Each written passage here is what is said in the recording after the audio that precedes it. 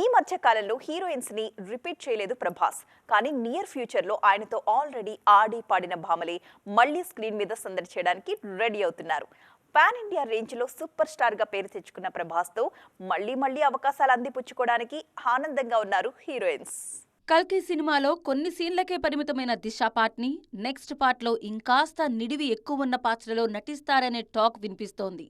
కల్కి సెకండ్ చాప్టర్లో దీపికాతోనూ డార్లింగ్కి ఎక్కువ సీన్లుండే అవకాశాలు పుష్కలంగా ఉన్నాయి.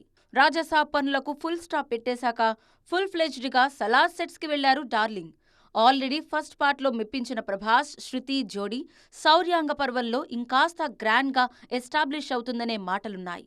వారిద్దరి మధ్య సిసలైన కెమిస్ట్రీని సెకండ్ పార్ట్లోనే చూస్తారనే మాట యూనిట్ నుంచి వినిపిస్తోంది.